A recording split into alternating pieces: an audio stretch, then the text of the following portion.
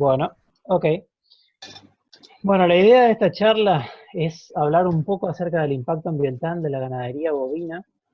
Es, la idea acá es dar una visión general, o sea, no es que van a salir especialistas, digamos, en este tema del impacto ambiental, pero debido a la mala prensa que tenemos muchas veces de la ganadería, por opiniones muchas veces infundadas y otras sí, pero la realidad es que creemos necesario que los alumnos de agronomía tengan al menos una idea de cómo afecta la ganadería en el ambiente y a su vez, digamos, el impacto que puede tener esta sobre la conservación de los recursos naturales y demás. Pero la idea de esta charla es más que nada enfocarnos en el tema de gases de efecto invernadero, que es algo que está muy de moda hoy día. Y bueno, para arrancar entonces, simplemente a modo introductorio, vamos a hablar un poco de los aspectos positivos y negativos de la ganadería a grandes rasgos y entrar después en detalle en lo que nos compete para esta charla. Y lo primero que tiene que estar siempre como aspecto positivo es lo que a nosotros nos compete, que es una fuente de trabajo, o sea, es una actividad que genera fuentes de trabajo en el sector, eh, tanto de forma directa como indirecta, ¿no? Otra de las ventajas es que permite el uso de tierras que no son aptas para agricultura y con menor impacto sobre esta última, o sea, tierras de bajo potencial de uso que no son aptas para la agricultura, podemos hacer ganadería y de hecho, o sea, afectar poco, digamos, o lo menos posible a este recurso tan escaso, ¿no? Hay una menor incidencia sobre la fauna y la flora autóctona, o sea, en comparación con la agricultura de nuevo, porque mantiene diversidad, o sea, tanto de la fauna como de la flora en general, pero por supuesto que depende del grado de intensificación que hagamos en la ganadería, vamos a afectar más o menos, ¿sí? Pero siempre es más conservativa, digamos, que la agricultura y sobre todo debido a esta diversidad también puede dar la posibilidad de una mayor conservación de agentes polinizadores, por ejemplo, donde cada día está más demostrada su importancia en la cadena de producción de alimentos, ¿no? Y esta es una de las ventajas más importantes que tiene la ganadería bovina y todos los rumiantes en general, que es que permiten transformar forrajes de mala calidad en proteína de alto valor biológico, ¿sí? Que es algo no común para todos los animales, pero sí para el caso de los rumiantes. Bien. Y a grandes rasgos, en cuanto a aspectos negativos, sobre todo en lo que se refiere a esta charla, tenemos la contaminación de los cursos de agua y napas freáticas, sobre todo en el caso de ganadería intensiva, llámese feedlots, y la industria en general. O sea, tanto los feedlots como la industria tienen una legislación que exige, digamos, el tratamiento de las aguas residuales o efluentes para evitar en la mayor medida posible, digamos, la contaminación de tanto de las napas freáticas como de los cursos de agua, ¿sí? Pero lamentablemente no todos lo hacen, sobre todo los de pequeña y mediana escala muchas veces no hacen el tratamiento necesario, y en el caso de la industria, los frigoríficos, las curtiembres y demás actividades relacionadas al rubro, en general las más serias lo hacen, pero muchas otras de pequeña escala tampoco. ¿Mm? Y esto, por supuesto, trae aparejado otros tipos de contaminación como son la visual y la odorífera. O sea, los que viven en las toscas o hayan pasado por ahí se habrán dado cuenta de la curtiembre que tiene ese olor característico, ¿no? Y en el caso de la industria frigorífica también, sobre todo estas industrias que están en cercanía de zonas urbanas, digamos, ¿sí? Y en el caso de la ganadería intensiva, obviamente el caso extremo serían los feedlots, que hay una legislación que prohíbe el asentamiento de estos muy cerca, digamos, de las zonas urbanas, pero de todas formas tienen un impacto visual y una contaminación odorífera que afecta en cierta manera. Y esto es algo que está muy bien desarrollado, ¿no? Que es el tema de la seguridad agroalimentaria. Y es algo que los consumidores tenemos el derecho de exigir, ¿sí? En cuanto a la prohibición en Argentina, por ejemplo, de las hormonas de crecimiento, eh, no tenemos ese problema por ende, pero bueno, en el caso de los antibióticos es un problema porque genera resistencias cruzadas que luego tienen problemas en la salud. Eh, Y bueno, en el caso de la Argentina, uno de los mayores problemas es la presencia de un antiparasitario que es la ivermectina, que está presente en muchas carnes, lamentablemente, que se exportan a Europa y que bueno, tenemos que trabajar en eso, ¿no? Hay cambios en la fauna y la flora, por supuesto, ¿sí? Aunque a pesar de que sea menor que la agricultura, los hay. ¿Por qué? Porque hay un cambio del uso del suelo, en el caso de que se implanten pasturas o cultivos que produzcan granos que serán usados para la alimentación animal. Y en el caso de no hacer ese cambio, o sea, que se haga el pastoreo sobre pastizales naturales, de todas formas, digamos, la presencia del bovino afecta a la flora autóctona, la flora y la fauna autóctona, ¿no? En el caso de la fauna, ya sea por competencia, por los recursos, o sea, los animales pastorean pasto que sería consumido por la fauna autóctona, o bien porque los mismos productores o personas cazan a la fauna autóctona, ya sea para consumo, o fauna que puede ser perjudicial para el ganado bovino, como es el caso de los pumas o los jaguaretes y demás. Entonces, hay un efecto, hay un impacto, digamos, sobre la fauna y la flora, pero por supuesto mucho menor, sobre todo si se hace sobre pastizales o montes nativos.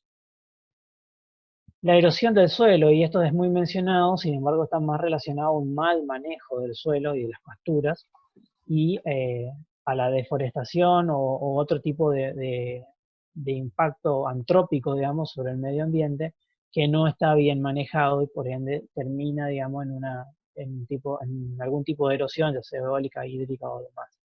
Pero bajo un buen manejo, que ustedes se tienen que dedicar a eso, esto no debería ser así. El tema del bienestar animal es algo que está cada vez más en demanda, digamos, por parte de los consumidores y por buenos motivos, ¿no? Para lo cual, bueno, desde la cátedra de zootecnia tratamos de incorporar este tema, sobre todo en lo que es manejo de rodeo de cría, como una de las optativas, pero por supuesto que es un tema que se va a hablar cada vez más, digamos, de tratar de producir bajo buenas prácticas de manejo y de bienestar en general, ¿sí? Y este es el tema de lo que vamos a hablar ahora, sobre todo el segundo, que es que la ganadería bovina y la ganadería también ovina y demás, tiene una alta huella hídrica y de carbono, que ahí vamos a entrar en detalle, sobre todo en el transcurso de la presentación. Y este es otro de los temas importantes, que más del 70% de los granos producidos en la agricultura, tanto cereales y oleaginosas, se destinan a la producción animal, o sea, a la producción de proteína animal. Y por supuesto con una eficiencia relativamente baja de conversión, ¿sí? De alimentos, de granos, digamos, en proteína animal. O sea, de otra manera, lo que critican muchos de los defensores de la onda verde, digamos, es que esos granos podrían ser destinados a la alimentación humana, solventando problemas de hambruna, digamos, y de falta de recursos en países, digamos, subdesarrollados. Entonces, en lugar de usarlo para eso, estamos transformándolo en proteína animal con una menor eficiencia. Pero bueno, esto es un tema aparte para discutir en temas económicos. Bien, como todos ustedes saben, el aire está compuesto por varios gases, dentro de los cuales el nitrógeno es el que ocupa el mayor porcentaje, con alrededor del 78%, le sigue el oxígeno con cerca del 21%, y luego un montón de gases que se encuentran en presencia prácticamente trazas, ¿sí? Dentro de los cuales encontramos a los que a nosotros nos compete, que son los gases de efecto invernadero. ¿Y qué es el efecto invernadero? Bueno, ya la mayoría lo debe saber. Es el caso donde la radiación solar atraviesa la atmósfera, calienta la superficie terrestre, esta superficie terrestre emite radiación de onda larga que debería salir de la atmósfera, pero por la presencia de estos gases se mantiene dentro de esta y elevando la temperatura de forma gradual, ¿sí? Bien, ¿cuáles son los gases, o sea, globalmente, digamos, dentro de las emisiones de gases de efecto invernadero, cuáles son los que mayor presencia tienen eh, en el aire, ¿sí? Acá encontramos el dióxido de carbono, principalmente por emisiones fósiles y procesos industriales, que se encuentran en un 65% de todos los gases de efecto invernadero que se liberan en el ambiente. Luego tenemos el dióxido de carbono relacionado a procesos forestales y cambios del uso del suelo, ¿sí? Sobre todo deforestación y quema de biomasa. El metano con un 16%, el óxido nitroso con otro 6%, y los gases F, que serían los gases fluorados, como son los gases que se usan para la refrigeración, que también ocupan un lugar importante. Y esta es la concentración de los tres principales gases en la atmósfera en los últimos 2000 años. Como pueden ver, por ejemplo, el dióxido de carbono, que es el que se presenta con color rojo, históricamente se mantuvo alrededor de 280 partes por millón.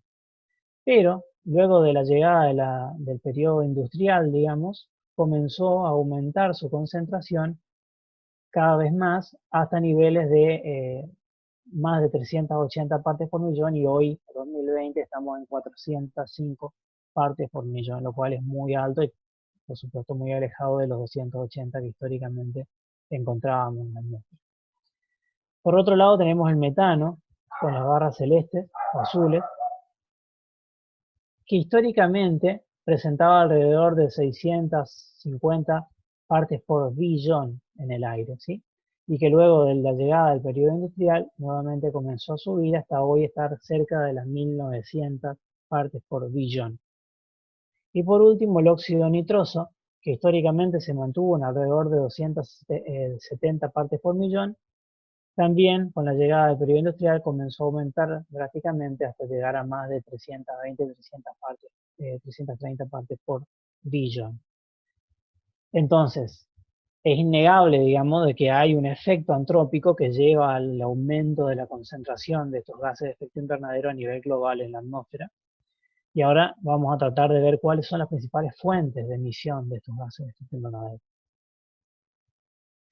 Pero antes, mencionarles que obviamente no todos los países contribuyen de igual manera a las emisiones globales de gases de efecto invernadero. Entonces vemos que los países más industrializados, como es el caso de China, que aporta a la atmósfera 13 millones de megatoneladas de dióxido de carbono equivalente, de kilotoneladas, perdón, de dióxido de carbono equivalente a la atmósfera. Estados Unidos 6 millones y medio, y así sucesivamente la Unión Europea con 4 millones y medio, y encontramos a la Argentina en este lugar con 385.000 kilotoneladas de emisiones de dióxido de carbono equivalente. ¿Por qué digo equivalente? Porque cualquiera de los otros gases puede ser transformado a equivalente de dióxido de carbono en base a su potencial de efecto invernadero, que ahora vamos a mencionar de cuánto es. Pero entonces, lo que quiero marcar es que los países industrializados, solo sumando Estados Unidos y China, tenemos prácticamente el 50% de las emisiones de gases de efecto invernadero a nivel global. O sea que su incidencia es muy importante, dejando a todo el resto de los países del mundo muy atrás, digamos, en este ranking. Bien, ¿cuáles son los sectores que emiten más dióxido de carbono a la atmósfera? Hay muchas mediciones y obviamente depende de los países donde se evalúe, pero en el caso a nivel global, este es uno de los estudios, que muestra que la generación de energía eléctrica se lleva el 25% de las emisiones globales de dióxido de carbono. Le sigue la explotación de madera y agrícola, y acá también está incluida la ganadería, que de este 24% contribuye con alrededor de un 6 a un 9%. El resto se lo lleva la agricultura y la producción maderera.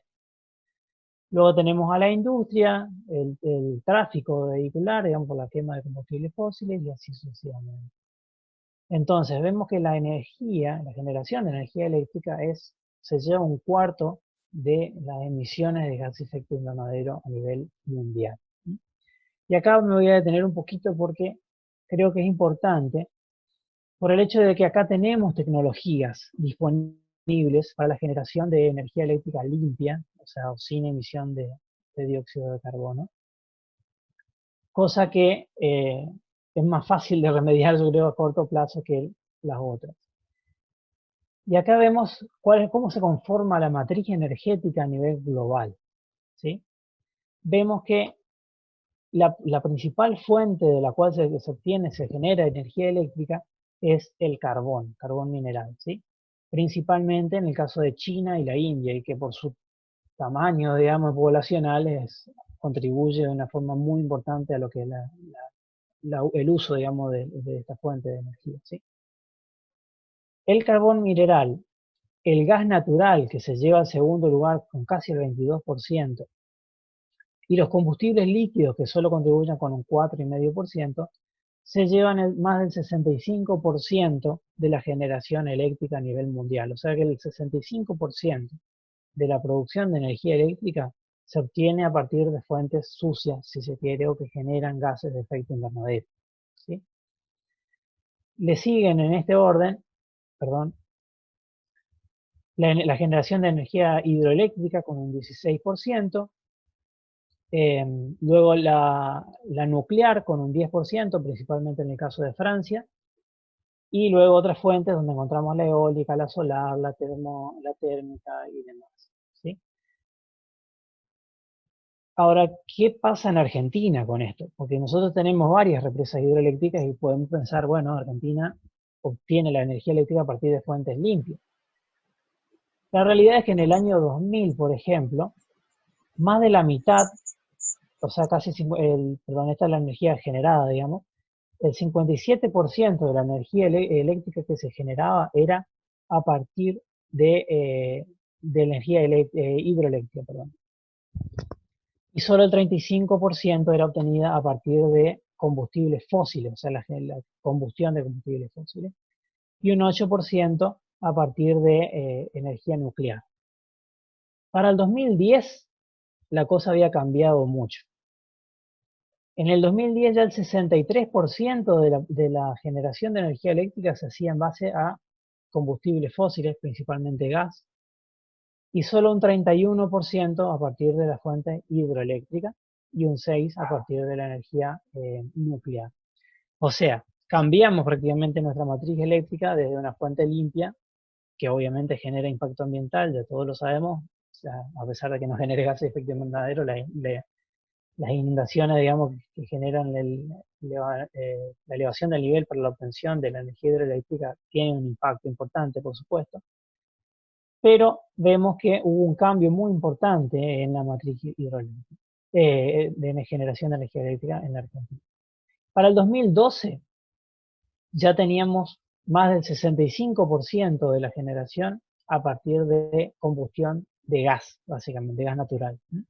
Y cada vez la energía hidroeléctrica con menor participación. Hoy, 2019, 2020, ya estamos más alto inclusive en lo que es el gas, porque cada vez se instalan más plantas generadoras de energía eléctrica a partir de este hidrocarburo. ¿Por qué? Básicamente por un tema de costo, ¿sí? Es mucho más económico, más rápido también, por supuesto, la instalación de una planta generadora de energía eléctrica a partir de gas que a partir de otras fuentes como el caso de la hidroeléctrica, ni hablar de no nuclear. Y hoy día alrededor de un 4% ya se obtiene a partir de fuentes de energía limpia, como el caso de la eólica y la solar también, que es la tecnología disponible que deberíamos empezar a usar cada vez más. Bien, y obviamente países como Estados Unidos, la participación de los combustibles fósiles es incluso mayor. Bien, pasando a lo que nos compete. Los gases de efecto invernadero generados por la ganadería. En primer lugar y en mayor importancia, de hecho, encontramos al metano. Cada kilo de metano equivale en su potencial de efecto invernadero a 23 kilos de dióxido de carbono. ¿Sí? O sea que en menor cantidad causa el mismo efecto que el dióxido de carbono. ¿Cuáles son las fuentes globales de dióxido de carbono? Un 40% de estas fuentes son fuentes naturales y el 60% de las emisiones globales son debidas a la actividad humana. Y de esa actividad humana, el 30% es debido a la fermentación entérica de los rumiantes y otro 4% debido al tratamiento de los estiércoles y los desechos en general de los animales. O sea, un 34% de este 60%, o sea, un 20%, un 20% del metano global que se emite debido a la actividad ganadera. Después tenemos un 10% debido a la producción de arroz en los campos inundados, un 25% a la combustión de combustibles fósiles, un 12% a los basurales de cielo abierto, 3% a la quema de biomasa, tratamiento de aguas residuales un 9% y de otros fuentes un 7%. Además, de este 30% de la generación de metano entérico, por supuesto, debido a su alto número, el ganado bovino genera el 77% de esas emisiones, un 14% a los búfalos y un 9% a pequeños rumiantes, sobre todo cabra y oveja, ¿sí? Lo que hace un total de 2.7 gigatoneladas de dióxido de carbono equivalente debido a las emisiones de metano entérico, lo cual no es menor, ¿sí? ¿Cuánto metano produce una vaca? Bueno, va a depender obviamente de la edad, mayor tamaño del rumen y por supuesto mayores emisiones, a la calidad de la dieta, a mayor calidad de la dieta, menores emisiones de metano, y al manejo, por supuesto. Entonces una vaca productora de carne puede generar entre 49 y 64 kilos de metano al año, ¿sí? ¿Cómo se produce? Bueno, básicamente en la digestión ruminal, bajo condiciones anaeróbicas, se generan ácidos grasos volátiles que son usados por el animal para su generación de estructuras, pero también se generan hidrógeno, dióxido de carbono y metano, que son eliminados a través de los eructos del animal, ¿sí? Entonces, del total de emisiones de gases de efecto invernadero de un rumiante, un 90-95% son expulsadas a través de eructos y de un 5 a un 10% son expulsadas por vía rectal, ¿sí? Debido a fermentación a nivel del recto. Esta es una comparación nada más de distintas especies en cuanto a emisiones anuales de metano. En primer lugar tenemos una vaca lechera, que como pueden ver emite de hecho el doble de lo que emite una vaca productora de carne. Por varias razones, pero debido a una de las principales, digamos, es mayor tamaño. O sea, una vaca de leche es mucho más grande, digamos, que una vaca de cría.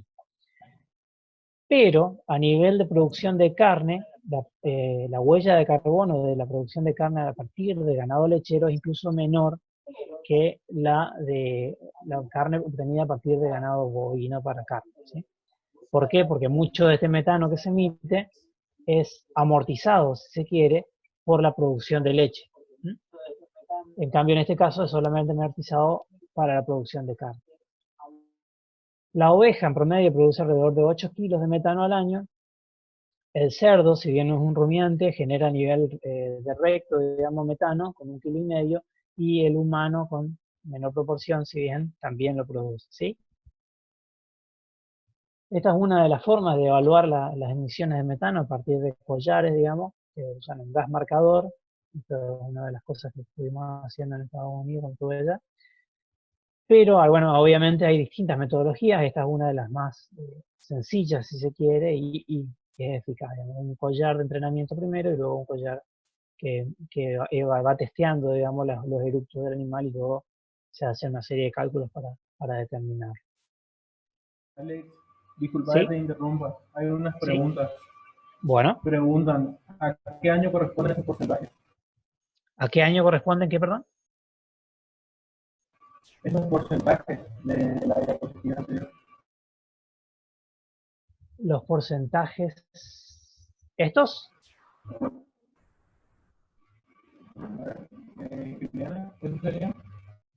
Lo de la generación de la energía eléctrica tienen en el cuadro, bueno, este es el año 2000, esto es el año 2010 y esto es el año 2012. ¿Sí? No sé si esa era la pregunta. Los que corresponden al metano. ¿Al metano? ¿Esto? Eh,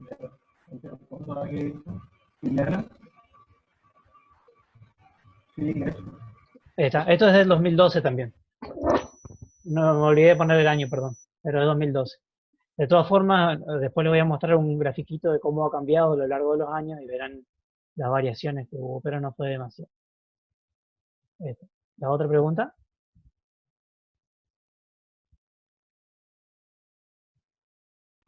Bueno, la otra pregunta es, ¿existe un mayor aumento de metano con respecto al dióxido? ¿Se da la aplicación de las dietas, pero dietas mal equilibradas? Se escucha todo entrecortado, pero más o menos entendí el tema de las dietas en las emisiones de metano, ¿sí? ¿Es así, no? Sí, sí, Ok, dietas mal equilibradas. está. Sí, más que mal equilibrada, en el caso está relacionada a la digestibilidad del material, ¿sí? En condiciones de feedlot, por ejemplo, donde uno hace un balance de la dieta para aumentar la digestión, para obtener, digamos,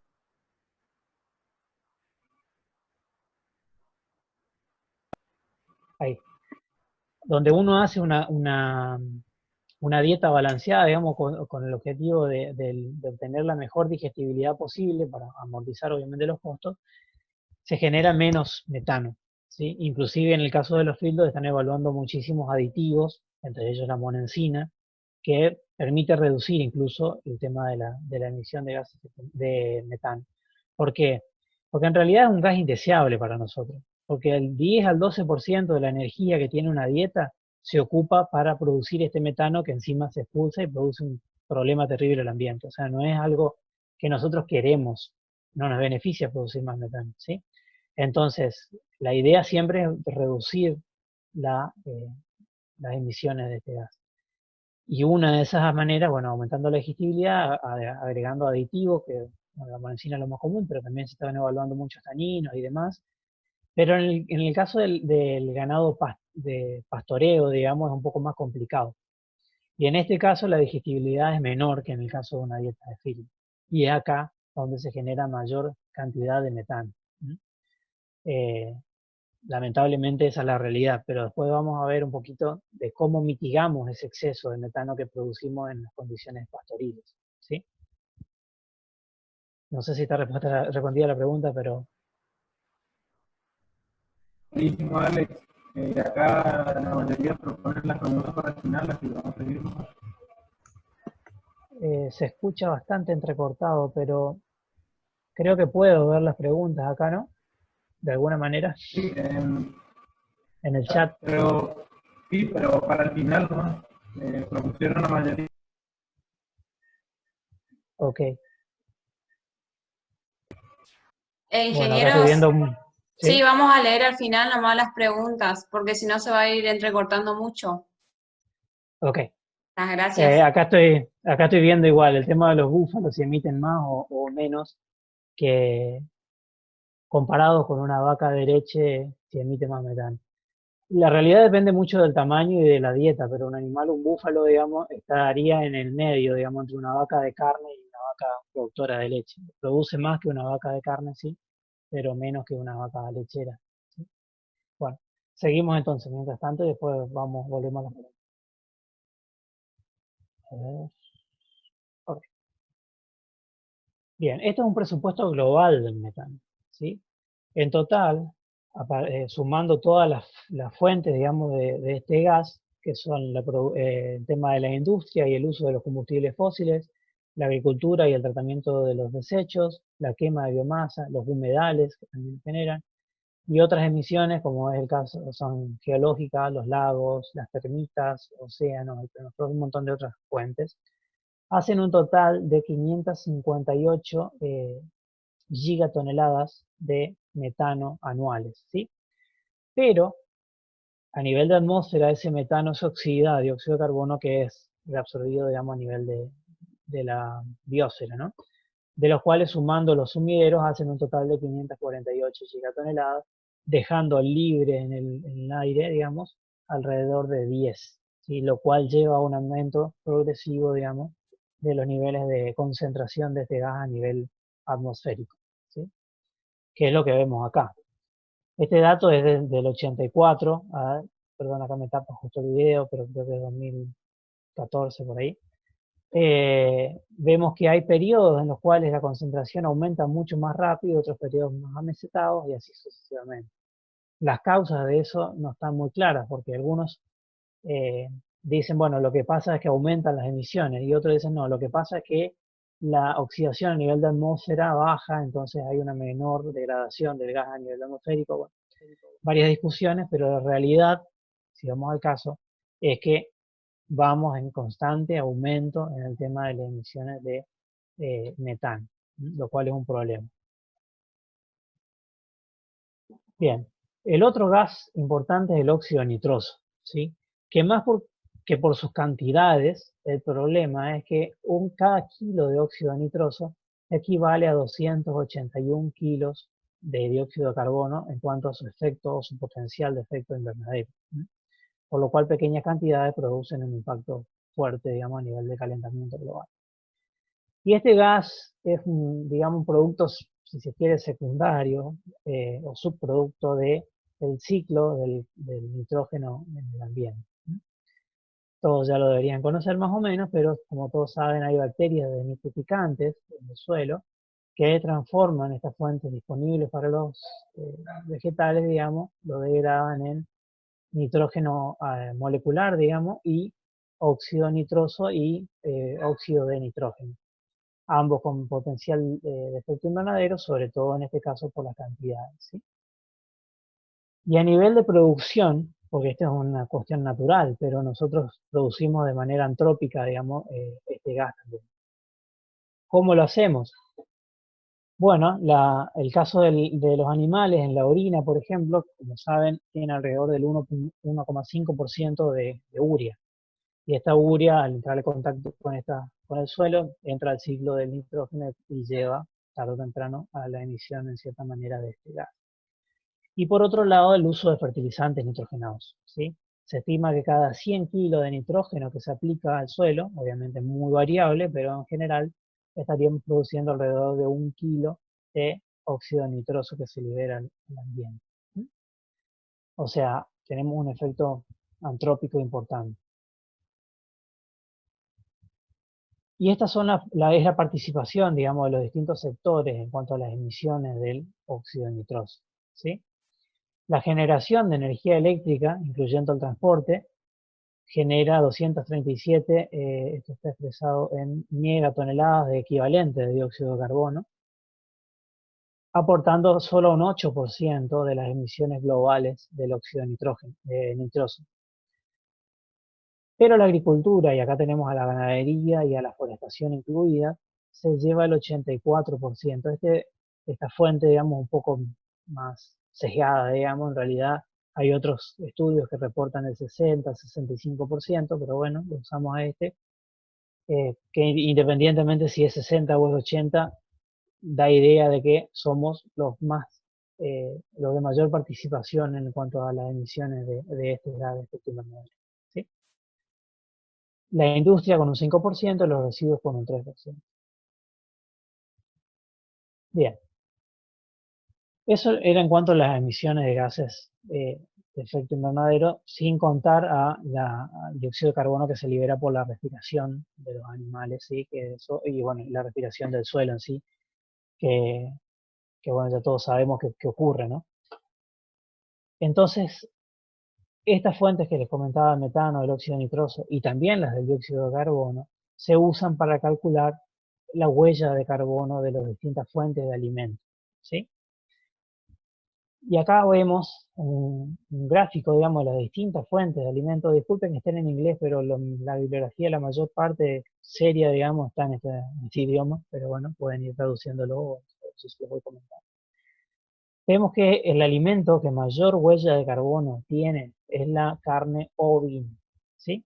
Con alrededor de 39 kilos de dióxido de carbono equivalente por cada kilo de carne que se produce. Y en el color verde claro, digamos, vemos las emisiones de dióxido de carbono relacionadas al proceso productivo, o sea, la obtención del animal en sí. Y en las barras de color morado o marrón, vemos la huella de carbono generada a partir de los procesos de postproducción, o sea, a lo que incluye el procesamiento del animal, el transporte, el menudeo, digamos, la faena, la cocción y otros fuentes de emisión, que como pueden ver en este caso, hay alrededor de 36 kilos de dióxido de carbono equivalente por cada kilo de carne. Esto es carne de res, o sea, limpio, digamos, ¿sí? Inclusive sin hueso. Y tenemos alrededor de 4 o 3 kilos y algo de emisión de dióxido de carbono relacionado al proceso postproductivo.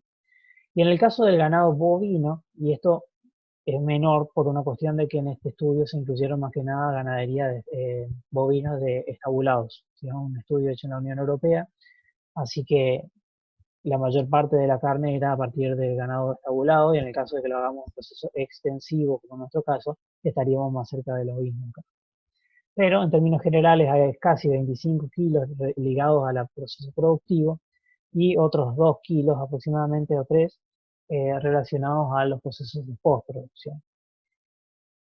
Como contracara vemos, por ejemplo, el caso de las papas. Fíjense que tiene una huella de carbono muy baja a nivel de producción, pero tiene un proceso de postproducción que emite mucha cantidad de dióxido de carbono, prácticamente el 90% más está ligada a los procesos de postproducción, o sea, no relacionados directamente a la producción en sí. Después tenemos como ejemplo simplemente el caso del pollo. Fíjense que la mitad de la huella de carbono está relacionada a la producción y la otra mitad a los procesos de postproducción. En el caso del cerdo, alrededor de un 75% producción y el resto de postproducción. Pero en términos generales vemos que la ganadería en sí, y en general todas las carnes o proteína animal, porque también tenemos acá el pavo, el salmón y demás, inclusive los huevos acá, todos tienen una huella de carbono mucho más alta que los productos derivados de la agricultura en sí. En el caso de acá vemos las lentejas, los tomates, inclusive la leche acá, que tiene menor huella de carbono que la carne. Pero por supuesto el valor biológico de la proteína animal es mucho mayor que el valor biológico de la proteína vegetal, en la mayoría de los casos. Bien, ¿cuáles son las fuentes de emisión de gases de efecto invernadero del ganado estabulado comparado, por ejemplo, con el aviar? Este también es un estudio hecho en la Europea. Pero vemos que en la producción bovina, la mayor parte de la emisión de gases de efecto invernadero se la lleva la emisión de metano entérico, ¿sí? O sea, esto estaba ya expresado en equivalente de dióxido de carbono, ¿sí? Le sigue la producción de alimento, o sea, cada kilo de grano que se adicione, se ofrezca, digamos, al ganado, tiene una huella de carbono relacionada, o sea, porque también toda la producción de alimentos tiene una huella de carbono ligada a esta. Entonces, debido a una menor eficiencia de conversión del bovino con respecto al aviar, tiene una huella de carbono mucho más alta, ¿sí? Porque en este caso, al estar estabulado, la dieta es alta en granos, al igual que en el caso de las aves. Le sigue el tema de la emisión de óxido nitroso en el tratamiento de la bosta y la orina, ¿sí? Que ambos generan, pero por supuesto el bovino mucho más. El transporte de los insumos, también el caso del bovino un poco más que el aviar. Las emisiones de metano debido a la bosta, digamos, los estiércoles. ¿Sí? Y por último, la energía usada en las granjas, ¿sí? Que en el caso de la ganadería extensiva va a ser prácticamente nula. Y en este caso, obviamente, usa algo de energía. Pero podemos ver a grandes rasgos que la ganadería bovina lleva apareada una emisión de gases de efecto invernadero mucho mayor que en el caso de los pollos, de la carne aviar. Bien, y este es un estudio de muchísimos casos, pero de nuevo, la mayoría están alrededor de la Unión Europea, donde se comparaba la huella de carbono de distintas fuentes de proteína. Tenemos entonces, por ejemplo, la proteína vacuna, digamos, producida bajo condiciones extensivas. Perdón, me tapa justo acá. La ganadería extensiva, la ganadería intensiva, la carne producida a partir de vacas de tambo, carne de cerdo, carne aviar, carne de cordero, leche, huevos, etc. Y lo que vemos es que hay una gran dispersión de los trabajos que se evaluaron en cuanto a la cantidad o la huella de carbono que lleva la producción de cada kilo de proteína. Es así entonces que en el caso del ganado bovino en condiciones extensivas, encontramos trabajos donde reportan 53 kilos de dióxido de carbono equivalente por cada kilo de proteína, hasta 640 kilos de dióxido de carbono por kilo de proteína obtenida. Y en condiciones intensivas esto es menor, por varias razones, pero la principal es que la dieta es de mejor calidad, ¿sí? Y está menos influenciada por las condiciones ambientales que la ganadería extensiva. Entonces encontramos desde cerca de 50 hasta poco más de 200 kilos de dióxido de carbono equivalente por cada kilo de proteína obtenida. Algo similar a lo que vemos en el caso de la carne ovina, ¿sí?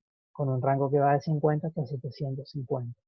Y hoy lo que les decía, la amortización de la producción del metano de una vaca de tambo, fíjense que como parte de esas gases de efecto invernadero se amortiza en la leche, la carne obviamente va a tener una menor huella de carbono, ¿sí?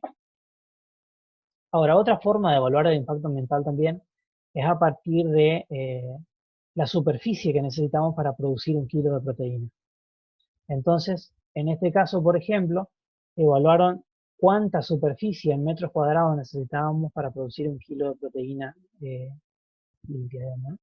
Y en el caso de la ganadería extensiva, en las condiciones europeas, estábamos alrededor de un poco más, digamos, de 150 metros cuadrados hasta 2100 metros cuadrados necesitábamos para producir un solo kilo de proteína bovina. Y en el caso del ganado intensivo, este número bajaba a alrededor de 75 hasta poco más de 140 metros cuadrados para producir un kilo de proteína. La vaca de tambo menor, la carne de cerdo menor, el aviar también menor inclusive. ¿Sí? Obviamente, estos 4 casos, diría, usan esta superficie únicamente como para estar, ¿sí? En el caso de la ganadería extensiva, usamos esta superficie como fuente de alimento también, porque el animal pastorea. Esa es una de las grandes diferencias, que en este caso usamos otro tipo de superficie para la producción de alimento que se trae para producir esta proteína animal, que por supuesto en el caso de la producción de cerdo o ave, como tienen una gran participación de grano y la productividad de grano a nivel de, o sea, en producción por hectárea, digamos, mucho mayor que una pastura, entonces obviamente va a necesitar menos superficie. Pero de nuevo queda claro que la ganadería bovina tiene un alto impacto ambiental, una alta huella en cuanto a la superficie necesaria para la producción de esta proteína y en cuanto a el dióxido de carbono equivalente o gas de efecto invernadero que se libera al ambiente para producir un solo kilo de proteína animal. Que por supuesto no es lo mismo la calidad de la dieta que se usa para la producción de la proteína en condiciones extensivas que intensivas, ni hablar que el resto de las producciones de carne. Bien, y esto es algo interesante para cambiar un poco la mirada. No es la vaca, sino el cómo se produce. Y esto es algo que salió una onda, digamos, si se quiere, en los países productores a base de pasturas o en condiciones pastoriles. Y no es menor, porque la mayor parte de los estudios que se venían haciendo solo medían emisiones, ¿sí? Y no tenían en cuenta lo que es el secuestro de carbono por parte de los campos de pastoreo. Tomaban como que los campos de pastoreo estaban en un equilibrio, entonces no se fijaba carbono a nivel de materia orgánica, por ejemplo. Lo cual hay numerosas investigaciones que demuestran que no es así, y sobre todo bajo condiciones de pastoreo. Entonces, ¿qué pasa en nuestra ganadería? ¿Sí? Que en el caso del NEA, por ejemplo, más del 90% de la ganadería se realiza sobre condiciones de pasturas nativas y un 10% en condiciones de pasturas implantadas, si bien es cierto, y lo habrán escuchado hablar muchas veces, que la mayor parte de la carne que se ofrece en las carnicerías, digamos, proviene de feedlots, pero obviamente son simplemente terminados en condiciones de feedlot, no es que el animal pasa toda su vida estabulado, ¿sí? En términos generales podríamos decir que un animal promedio quizá esté alrededor del 10 o el 20% de su vida en condiciones estabuladas, mientras que todo el resto de su vida está en condiciones pastoriles, ¿sí? Recuerden que alrededor de 2, 3, 4 meses como mucho están en condiciones de filo, incluso mucho menos. Entonces, la mayor parte de su vida está en condiciones pastoriles. Y el tema de los pastizales es algo interesante, porque la Argentina tiene más de 200 millones de hectáreas de superficie de pastizales. O sea, más del 80% de la superficie rural argentina está ocupada por pastizales. Y a nivel mundial, casi el 30% de la superficie continental libre de hielo está ocupada por los pastizales, ¿sí? Entonces este es un bioma, digamos, muy importante en cuanto a la superficie ocupada, ¿sí? Y esto es algo interesante, bueno, esto lo comenté recién. Y por supuesto son una fuente de alimento, de forraje, de fibra, energía, si se usa para producción de calor, digamos, o en caso de energía eléctrica inclusive también. Como así también controlan la erosión, son hábitat de la vida silvestre y son parte importante, por supuesto, del reciclaje de agua y nutrientes, ¿sí? Y esto es algo muy interesante, que solo los pastizales en este 25% de cobertura de la superficie continental almacenan más de la mitad del stock global de carbono. Y este almacenamiento, si bien puede ser afectado, digamos, por las condiciones de manejo, por la quema, por la sequía, por el sobrepastoreo, etcétera, etcétera, alrededor del 90% del carbono que se encuentra en los pastizales está bajo el suelo, por lo cual no está tan afectado como si en el caso de los forestales o los bosques, por ejemplo, donde la mayor parte de la biomasa, o sea, el carbono, está secuestrado sobre el suelo, la madera en general, ¿sí? Entonces tenemos una estabilidad mucho mayor en cuanto al carbono retenido en el suelo. Y varios estudios muestran que alrededor de 38 gramos de carbono son fijados al año en cada metro cuadrado de pastizal, ¿sí? Obviamente este número es muy variable y depende de muchísimos factores, pero para que se den una idea, esto es un trabajo hecho en Estados Unidos, por ejemplo. Bien, entonces, en el suelo tenemos alrededor de 2.500 gigatoneladas de carbono, de los cuales 1.550 son carbono orgánico y 950 inorgánico, principalmente carbonato. Esto representa 3.3 veces el carbono que hay en la atmósfera, o sea, el carbono, esas 400 partes por millón que hay hoy en el aire, en realidad, si sumamos todo el carbono que hay en el aire, en la atmósfera, es 3.3 veces menor de lo que tenemos guardado en el suelo. Y es 4.5 veces más que el carbono presente en la biomasa, digamos en las hierbas, en la vegetación, ¿sí? O sea, lo que tenemos almacenado en el suelo es de alta importancia en cuanto a como sumidero de carbono, digamos, ¿sí? Principalmente la materia orgánica del suelo, ¿no? Bien, este es un estudio que hizo un investigador de la PAM, que es uno de los que está más mediático últimamente, donde evaluaron no solo las emisiones de gases de efecto invernadero de los países integrantes del Mercosur, sino que también evaluaron cuánto se secuestra, digamos, en el ambiente rural, ¿sí? Y evaluaron, bueno, estos 4 países y estos 3 ambientes a grandes rasgos, si bien después subdividieron. Pero el caso de los bosques, que, bueno, en Argentina ocupan alrededor de 20 millones de hectáreas, en Brasil prácticamente la mitad del país está ocupado por esta formación de bioma. Los campos de pastoreo en Argentina son 224 millones de hectáreas, que es el 81%, y los campos de cultivo alrededor de 30 millones, un poquito más, esto es el 2010, hoy estamos en 34, 35 millones, que es alrededor del 11%, y así, bueno, cada uno de los países. Pero queda clara, digamos, la mayor participación, digamos, de los pastizales o campos de pastoreo en lo que es la Argentina. Entonces, como les dije, ellos evaluaron no solo las emisiones de gases de efecto invernadero, sino también el secuestro. ¿Y qué encontraron? Que en el caso de la Argentina, por ejemplo, estas son las barras verdes, lo que es el secuestro de carbono, en millones de toneladas año de carbono, las barras naranjas, las emisiones, y las barras de celeste claro gris, el balance. Y ellos lo que veían es que el sector ganadero, exclusivamente ganadero, fijaba 12.1 veces más carbono del que emitía. Y en el caso de Brasil era 2.1, menor, Paraguay 4.3 y Uruguay 1.5. Lo que hacía un global para los 4 países del Mercosur de 3.5 veces más carbono. O sea que en realidad era más un sumidero de carbono que una fuente, ¿sí? ¿Qué pasa en el caso de la agricultura?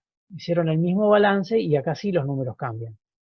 En el caso de la Argentina, bueno, en todos los 4 países en realidad fue negativo el balance, o sea, se emite más carbono del que se secuestra.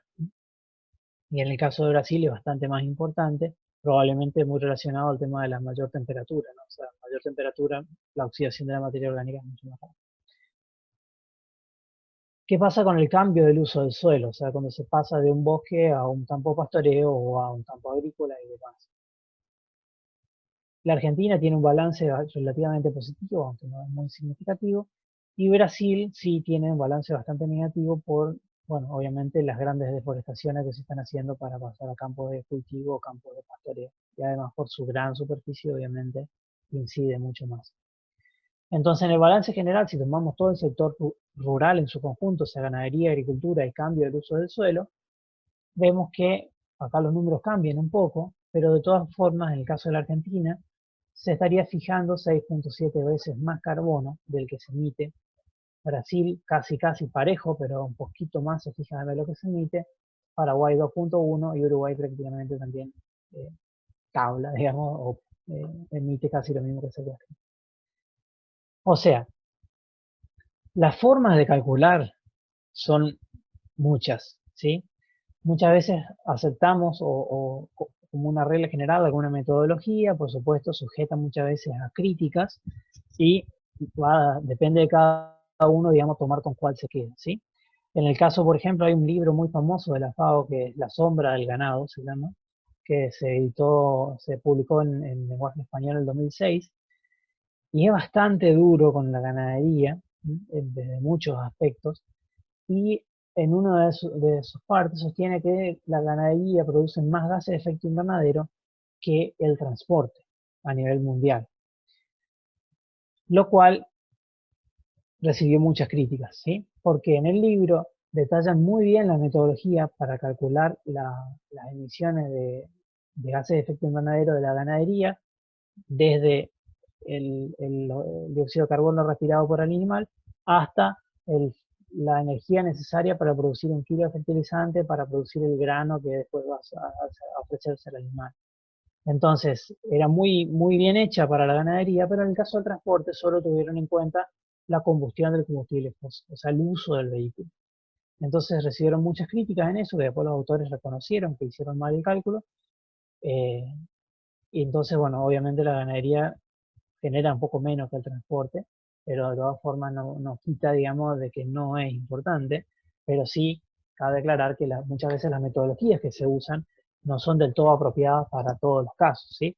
Y en el caso de la ganadería de los países pastoriles, como en el caso del Mercosur, la metodología que sostiene el Comité de Cambio Climático probablemente no sea el mejor para evaluar nuestro balance de carbono, ¿sí? Porque ellos toman en cuenta como que estamos en un equilibrio, o sea, como que no se fija más carbono en los suelos, entonces la realidad es que muchísimos trabajos demuestran que no es así, ¿sí? Bien.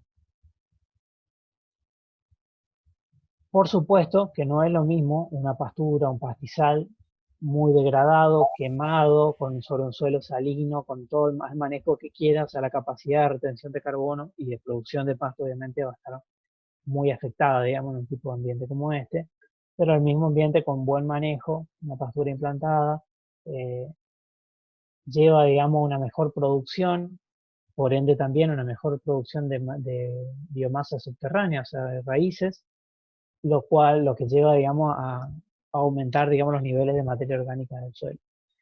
Recuerden que en el caso de los pastizales, por ejemplo, prácticamente la misma cantidad de materia orgánica que hay sobre el suelo está bajo la superficie como raíces.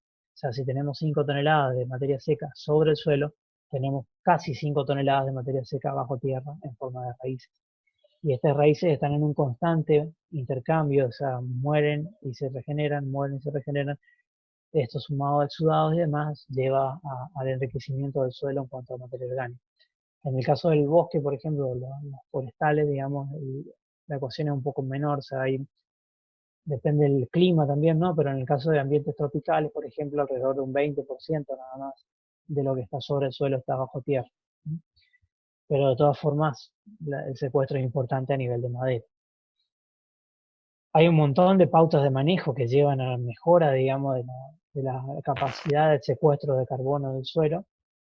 Algunas le mencioné acá, otras pueden ser la incorporación de de leguminosas, o sea, consociaciones con las gramíneas. Esto lleva a una mejor calidad, digamos, de, de la hojarasca, digamos, producida por el pastizal y también de las raíces, por supuesto. Recuerden que la relación carbono-nitrógeno afecta mucho el tema de la capacidad del suelo o de los microorganismos para generar materia orgánica, ¿no? Otra de las pautas, perdón, quedó arriba esta, es las concentraciones, como les mencioné anteriormente. Acá hay franjas, digamos, de gramíneas, sumado a franjas de la leguminosa, en este caso el maíz forrajero. Tenemos algunos ayudantes para mejorar los niveles de materia orgánica y de infiltración de agua y oxigenación del suelo, en el caso de los escarabajos estercoleros. Que hay países como Australia, por ejemplo, donde tuvieron que importarlo porque debido a la cantidad de bosta que generaba el ganado bovino, los insectos nativos no alcanzaban, digamos, a incorporarla, entonces tuvieron que traer de países donde los bovinos son nativos esta especie para mejorar, ¿no? Incluir a la ganadería o a las pasturas en las rotaciones de cultivo, es algo que se está evaluando mucho también en Estados Unidos. El caso de la silvicultura, sobre todo si se hace con especies, digamos, leguminosas, como es el caso del algarrobo, pero también con especies como el eucalipto y el pino. Obviamente, un arma de doble filo, o sea, el impacto, digamos, sobre el secuestro de carbono va a ser mucho mayor que en el caso de solamente hacerlo con pastizal. Si bien está demostrado que los pastizales fijan carbono prácticamente a nivel de lo que hace un forestal. Bien. Esto es muy breve, son solo 2 slides, no se preocupen, no se asusten, que es el tema de la huella hídrica, que es algo de lo cual también se habla muchísimo. ¿Por qué? Porque para producir 1 kilo de carne bovina se estima que necesitamos alrededor de 16.000 litros de agua, ¿sí? Lo cual obviamente la vuelve mucho menos eficiente que otros tipos de producciones, inclusive, por supuesto, que la agrícola, ¿no? Ahora bien, acá quiero hacer una aclaración. ¿Por qué? Porque de estos 16.000 litros de agua que necesitamos para producir 1 kilo de carne de res, solo 150 litros aproximadamente son consumidos por el animal a partir del abrevado y lo que se consume con el alimento, digamos, la parte, digamos, la proporción de la dieta que es agua, ¿no? O sea, 150 litros son consumidos a partir de esa forma y otros 150 litros aproximadamente son utilizados en el frigorífico para la faena del animal por cada kilo de carne de resto. Los otros 15.700 litros de agua, prácticamente, si bien hay también otras fuentes de transpiración y demás, son usados para la producción del alimento. Y acá hay que aclarar, porque en el caso de la Argentina, prácticamente la totalidad de la ganadería se hace sobre condiciones de secano y lo mismo el caso de la agricultura, prácticamente la mayor parte se hace sobre condiciones de secano. O sea que no es agua que estamos sacando de las napas freáticas para regar, o no estamos usando esa agua que podría ser usado para otra cosa, para el consumo humano, por ejemplo, para la producción de esta carne. O sea, es simplemente agua que cae desde el cielo, llueve, y que de otra forma simplemente iría por escorrentía a los ríos o arroyos o bien a las napas freáticas a partir de infiltración, ¿sí? O sea, es agua que simplemente va a seguir cayendo, ¿ok? Pero obviamente es importante en países donde hay una marcada escasez de agua, como es el caso de Francia, en la mayoría de los países europeos en general, donde sí, digamos, hay competencia por el agua entre el ganado bovino y eh, el agua que se utiliza para el consumo humano o para diferentes usos, ¿no? Pero en el caso de la ganadería no hay que asustarse tanto por esto en Argentina, en los países pastoriles, porque básicamente es agua que cae y seguirá cayendo. La forma de calcularlo, obviamente, está escrita en este link, les dejo. Está muy breve, pero les va a servir como para tener una idea. Y obviamente para disminuir esta huella hídrica también hay diferentes herramientas, como también tenemos para mejorar el secuestro del carbono por parte de los suelos. En este caso, todo aquello que lleve a un aumento de la producción también va a llevar a una disminución de la huella hídrica del producto. En el caso, bueno, el manejo de los pastoreos con su frecuencia e intensidad, la fertilización, la adecuada fertilización, la buena densidad y sanidad de las plantas, el aumento de la permeabilidad y capacidad de retención de agua por parte del suelo, la sombra del ganado, entre otros. O sea, tenemos las herramientas también para reducir esta huella hídrica, como así también para mejorar la tasa de secuestro de carbono. Bien, y esto es algo que están hablando muchos noticieros últimamente. El planeta, el principal beneficiado por el coronavirus. Habrán visto que China, por ejemplo, como van a ver acá, esta imagen es del 20 de enero y esta es del 20, entre el 10 y el 25 de febrero. El cambio, digamos, los niveles de dióxido nitroso en el aire, digamos, como contaminante de polución, digamos, ha bajado drásticamente debido a las cuarentenas que se están imponiendo, ¿no? De hecho, hay trabajos donde reportan que China ahora bajó sus niveles de emisión de gases de efecto invernadero en un 25%, y como es por lejos el principal emisor de gases de efecto invernadero, a nivel global han bajado un 6% las emisiones de gases de efecto invernadero. O sea, el efecto antrópico es muy marcado y en este caso no hay nada que estemos haciendo para secuestrar el carbono generado por este efecto antrópico, como en el caso de la ganadería, que es un ciclo, un reciclaje de este elemento, ¿no? Bueno, eso es todo lo que tenía para comentar. Ahí va varias bibliografías al respecto. Lamentablemente varias están en inglés, pero esta, por ejemplo, que es el que les venía comentando, del investigador argentino, digamos, que es de La Pampa, está en español y está bastante detallado la metodología que propone como para obtener un balance de carbono en los países pastoriles, como en el caso de la Argentina. Así que, bueno, eh, quedo dispuesto entonces para las preguntas ahora. Ingeniero, sí. Primero que nada, queremos aclarar que el video va a estar, se grabó toda la charla y va a estar subido a la nube del Centro de Estudiantes. También queremos decir que estén muy atentos, que la semana que viene vamos a tener más charlas y que estén atentos a nuestras redes sociales.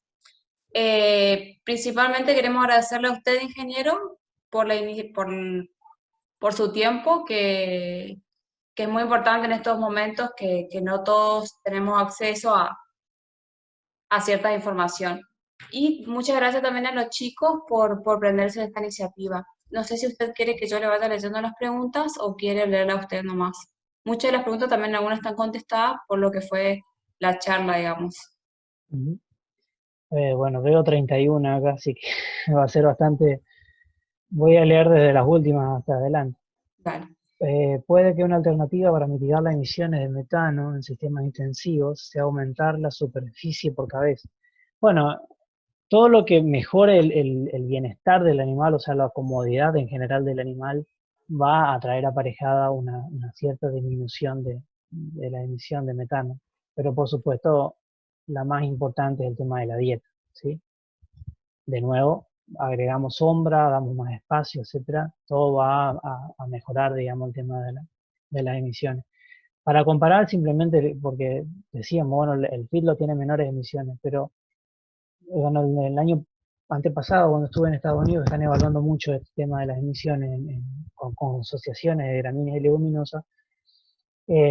Estaban evaluando el efecto de la dieta sobre la emisión de gases de efecto invernadero. Y veían que si solamente daban de comer con gramíneas, que era el caso del pastorqueta ya, que se usa muchísimo, era mayor la emisión de metano comparado al fitlo. Ahora, cuando ponían un 40% de leguminosa en la dieta, o sea, mediante esas franjas, digamos, de leguminosa y pastorqueta en el campo, la emisión de metano era comparable a lo que se emitía en condiciones de estabulado. O sea, se mejoraba la dieta y por ende mejoraba también o disminuía, digamos, lo que es la emisión del metano. Y eso que en el filtro también se le da mucha monencina para bajar también esos niveles de emisión o de pérdida de energía en estos gases. Así que bueno, eso va más o menos en ese tema. A ver, sigo buscando. Se hicieron estudios en Brasil que hablaba de los errores con respecto al cálculo de la huella hídrica por no considerar el ciclo hidrológico. Bueno, eso ya está respondido, ¿es cierto? Las emisiones son proporcionales al stock, la captura según el sistema productivo y la base forrajera. Claro, o sea, bueno, los gráficos que le mostraba, por supuesto que Brasil tiene un stock bovino muchísimo más alto que la Argentina, ¿no? Y también muchísima más superficie. Entonces, por ende, en términos totales o globales, era mucho más marcado el caso de Brasil que Argentina y, por supuesto, que Paraguay y Uruguay, ¿no? Em, ¿Por qué la diferencia de la relación de emisión con secuestro en ganadería entre países? Es por el sistema productivo. Bien, este un poco va de la mano del sistema productivo, pero no tanto, sino más bien por el tipo de bioma que hay. Porque en la Argentina, como tenemos un 80% de pastizales, es un bioma que secuestra mucho carbono en comparación con otros tipos de biomas, como es el caso, bueno, de los campos de cultivo, sobre todo, y también en el caso de los forestales, porque en el caso de los forestales, si bien fijan más o menos cantidades proporcionales, cuando se quema, por ejemplo, todo ese carbono se libera, entonces hay un balance, digamos, negativo en ese caso, ¿sí? O sea, al estar expuesto, digamos, ¿no?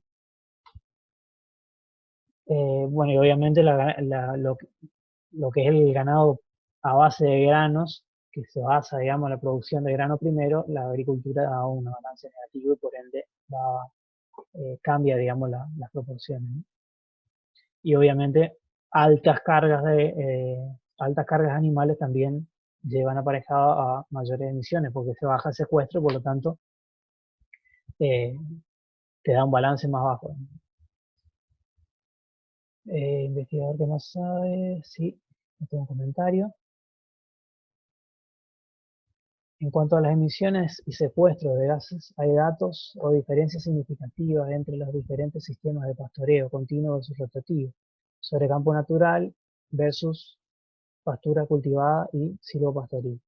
Claro, o sea, bueno, obviamente, como les dije, todo lo que afecta a la producción del forraje va también a repercutir, digamos, en el secuestro del carbono que haga esto. Y en cuanto al manejo, por supuesto, entre más se cuide este forraje, mejor, digamos, va a ser el secuestro de carbono y por tanto mayor fijación o secuestro de este, ¿no? Que está relacionado al tipo de explotación de manejo, si es rotativo continuo y si es pastura natural o implantada. Eh,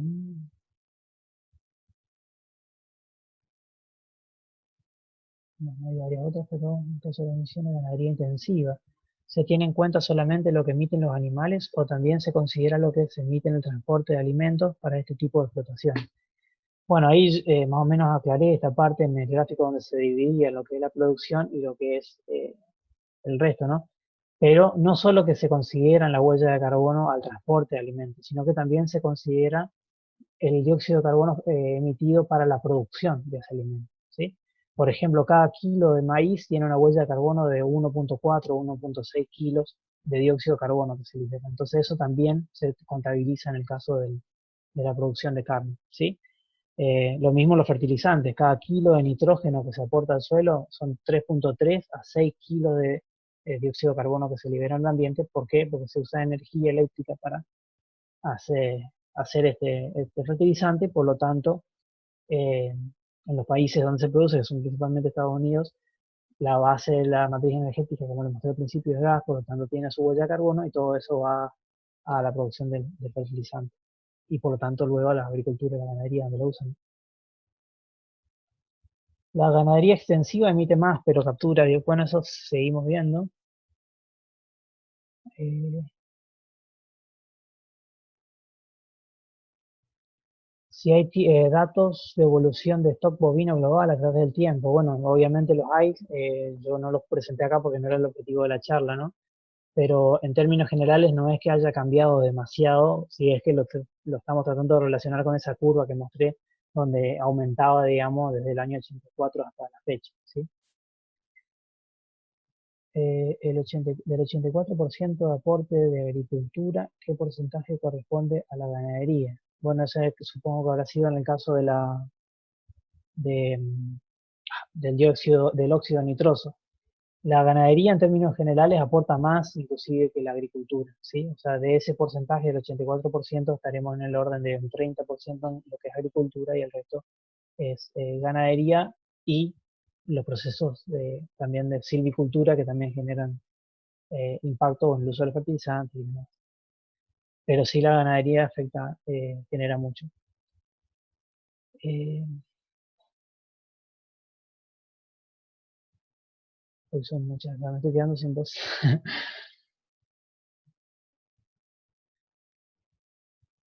¿Cómo el feedlot ecológico en cuanto a las emisiones de gases de efecto invernadero? Bueno, esa es algo bastante complicado de responder porque depende mucho del nivel de intensificación y del tipo de alimentos y del manejo en general, ¿sí? Pero hay opiniones encontradas con respecto a eso. Muchos sostienen que una producción ecológica trae aparejada una huella de carbono incluso más alta que una producción de tipo industrial o no ecológica, ¿no?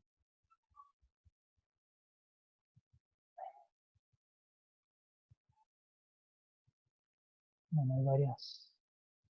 Esto creo que está otro artículo, pero Ingeniero, bueno. Sí. disculpe, ahí tenemos dos preguntas más que se agregaron. Una es de Diego Winter, si quiere que le lea, son las más nuevas. Eh, Dice, más ujú. abajo todo. Acá estoy viendo. En las condiciones de producción de nuestra región, bien descrita, basadas principalmente en pastoreo de pastizales naturales, realizar cambios en la dieta no estaría siendo muy accesible. Puede ser mejorar en el pastoreo, presencia de árboles, etc. ¿No sería interesante hacer hincapié en que si mejoramos los índices reproductivos, por ejemplo, del 45%, marcación histórica aún mejor, no estarían reduciendo la emisión relativa? Ok, bueno, es cierto. En general, todo lo que mejore la eficiencia productiva va a mejorar o va a disminuir las emisiones de gases de efecto invernadero. Por ejemplo, en Estados Unidos, comparando la producción ganadera del 2010 con la que se hacía en 1970, se redujo por cada kilo de carne un 10% las emisiones necesarias o la huella de carbono que necesitábamos para producir esa carne. Y eso vino de la mano precisamente de la mejora de la eficiencia reproductiva, el mejoramiento genético, la mejora, digamos, en el tema de la eficiencia de conversión de los alimentos y, por supuesto, de la dieta en sí. Pero, por supuesto, que todo lo que lleve a una mejora, también de la mano, por ejemplo, de las mejores prácticas de manejo, o sea, el bienestar animal y demás, como comentábamos en el caso del filo, la sombra y eso, todo lo que mejore la producción va a también mejorar eh, o disminuir, digamos, la huella de carbono de este producto, ¿sí? En el caso de la mejora en la dieta del pastoreo, bueno, lo podemos hacer a partir de un manejo del pastoreo, tratando de obtener siempre la mejor calidad, el uso de forrajeras leguminosas en siembra y demás. O sea, es más complicado, por supuesto, que en un fieldo donde uno decide, bueno, le pongo más esto y va al mixer y listo. En caso de las condiciones pastoriles es más complicado, pero se puede trabajar también con ese tema, ¿no? Eh, Sigo leyendo. Es posible que gracias a las explotaciones pastoriles la Argentina tenga un balance positivo eh, de carbono de otros sectores, no solo del agro. Bueno, eso lo mostré un poquito, o sea, inclusive poniendo todo el sector rural en su conjunto, tenemos 6.7 veces más fijación que emisión. Eh, bueno, acá me piden el mail, después se lo podrán dejar disponible de último en el centro para un docente externo. Bueno, después vemos cómo le hacemos llegar el mail. Eh, ¿Existe algún bono por el secuestro de carbono? Uf, este es un tema delicado. Yo fui a una escuela rural, una EFA, y iba a charlas que hablaban de los bonos de carbono, donde trataban de evitar que los productores talen el monte para que les paguen sus bonos de carbono. Bueno, mi viejo falleció esperando esos bonos de carbono y todavía no está bien claro cómo va a hacer eso. O sea, hay otros países donde está más o menos regularizado, pero en el caso de la Argentina todavía, hasta donde yo sé, no están usándolos. Pero por supuesto que sería interesante, y como les mencioné antes, no solo la mantención de la biomasa forestal, o sea, de los montes y demás, sino también tener en cuenta las prácticas de manejo que lleven a mejora en la retención de carbono por la materia orgánica, ¿no? Que es el principal sumidero de carbono, ¿no?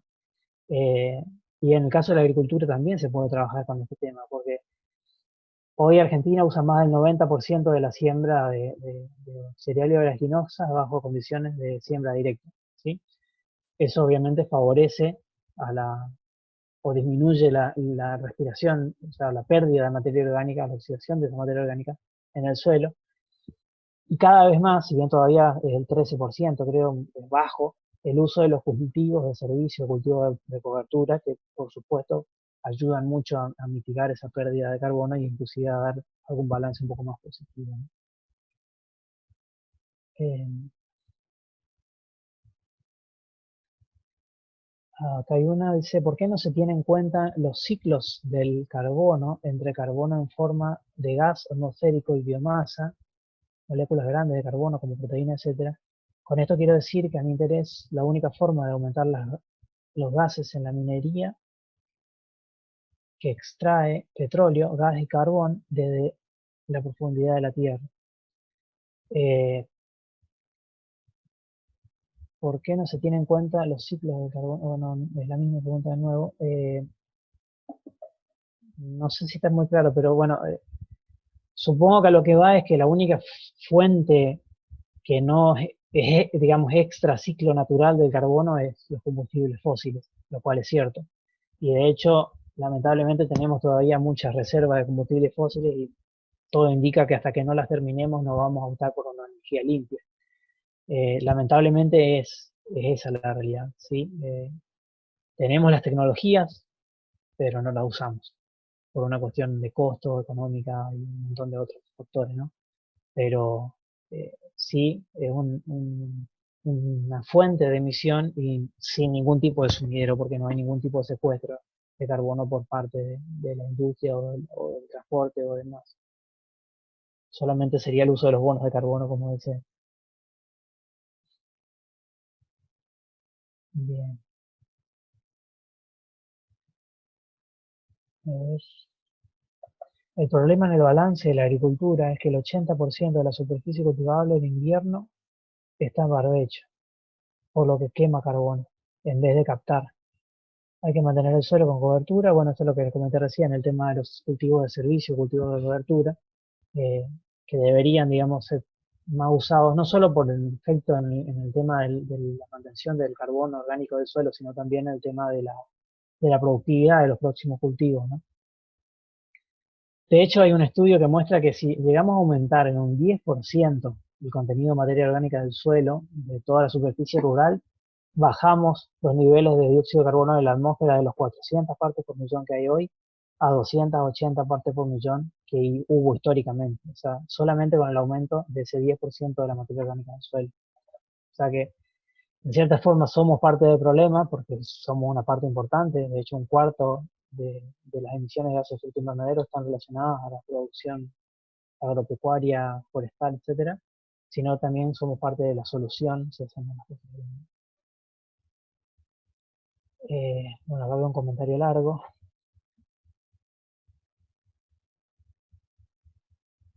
Viglicio en el análisis que se mostró supone que las pasturas no llegan al equilibrio.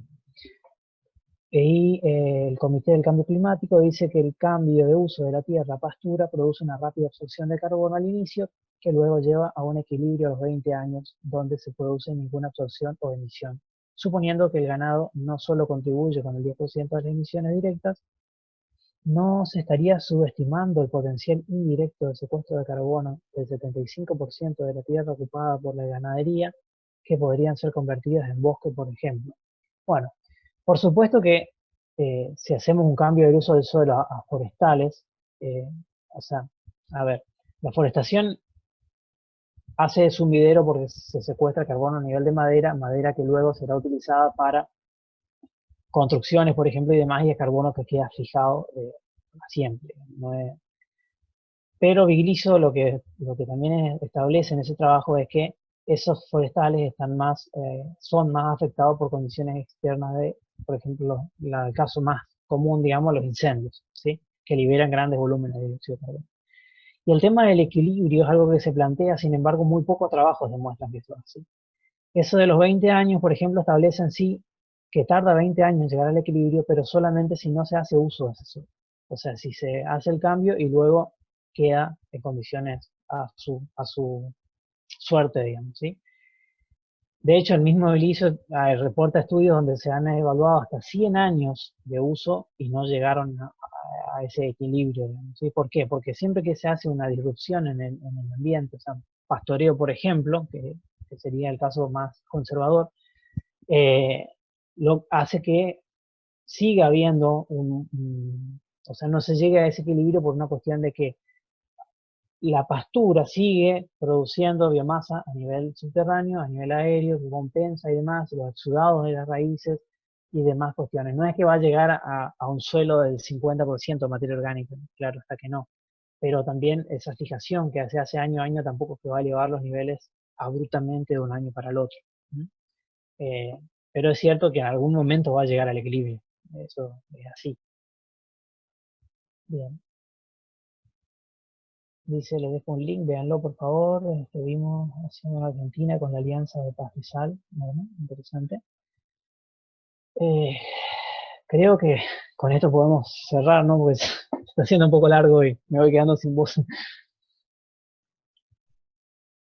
Sí, ingeniero. Repetimos que vamos a dejar la grabación a disposición en la nube del centro estudiante para que todos puedan tener acceso. Le agradecemos una vez más por su tiempo, por su predisposición de siempre, ingeniero, y también a todos los que se sumaron y que estén atentos a las nuevas charlas que van a ver la semana que viene. Muchas gracias. Muchas gracias a ustedes. Tengan buenas noches. Hasta luego.